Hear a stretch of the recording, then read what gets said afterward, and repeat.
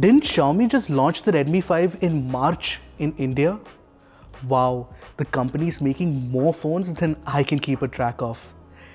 Anyway, the Redmi 6 is here and I did my preliminary specs comparison check with the Redmi 5 and honestly that left me confused because the only tangible benefits on paper that I saw was the upgraded RAM plus storage variant and the dual cameras on the rear. Maybe, just maybe, I wasn't looking closely. Well, I did get a closer look at the Redmi 6 at the New Delhi launch and there's more to the story. Well, I'm Ashar from Mr. Phone and let's discuss the newly launched Redmi 6.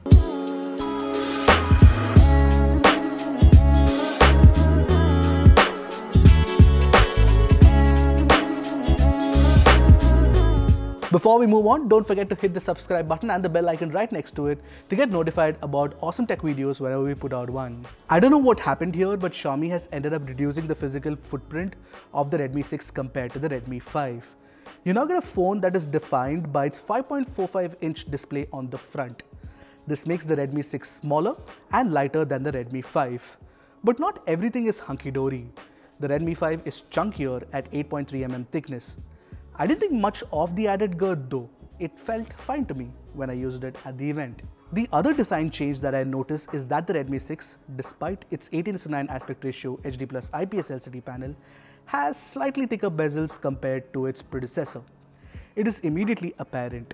The screen to body ratio has gone down from 75.9% on the Redmi 5 to 72.7% on the Redmi 6. Honestly, I'm just glad that the phone doesn't have a notch. Hashtag little joys of life. The Redmi 6 is mostly made of aluminium and has plastic caps on the top and the bottom for antenna signals. I think it has the wherewithal to take some beating. Also on the rear is the fingerprint scanner and the phone has the option to use face unlock as well. One of the design changes that has irked me the most is that Xiaomi has moved the speaker on the Redmi 5 from the bottom to the rear on the Redmi 6. This means that the sound is bound to get muffled when placed on a surface. Also, the company has removed the infrared port from this phone for some odd reason. Things one has to do to afford dual cameras in a phone at a budget price, I guess. Just like the Redmi 6A, the Redmi 6 also has two separate slots. One that accepts a nano SIM and a micro SD card and another that exclusively accepts a nano SIM card. Perhaps the biggest update to the Redmi 6 has to be the fact that it supports dual VoLTE, dual standby. I'm sure that a lot of you guys are grinning from one ear to the other after listening to this fact. Nah?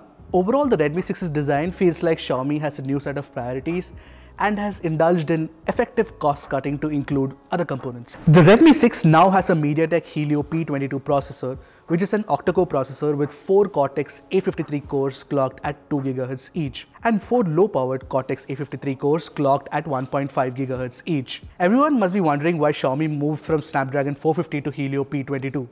My educated guess is that MediaTek processors are more cost-effective, which helps Xiaomi upgrade the camera specs and the storage and RAM of the base variant. So essentially, now you get 3 GB of RAM and 32 GB of storage as the base variant, and 3 GB 64 GB config in the top end one. This is better than the 2 GB 16 GB and 3 GB 32 GB configuration on the Redmi 5. The phone was pretty responsive in the limited time I spent with it there, but I need more time to figure out if it is good enough for daily usage. Oh, you also get the same 3000 mAh battery, which Xiaomi claims will last longer. Another theory I need to put to test once we get a review on it. The Redmi 6 comes with dual rear cameras. The primary camera is a 12MP sensor with a large 1.25 micron pixel size. The secondary 5MP camera is mostly a depth sensor. The phone also has EIS now in video recording, so that is an advantage. And on the front you get a 5 megapixel selfie camera. All of which I'm yet to test, so stay tuned for that. So that was my first look at the Redmi 6, and this budget phone is a curious little beast. If you have the Redmi 5, the Redmi 6 might not feel like more of an upgrade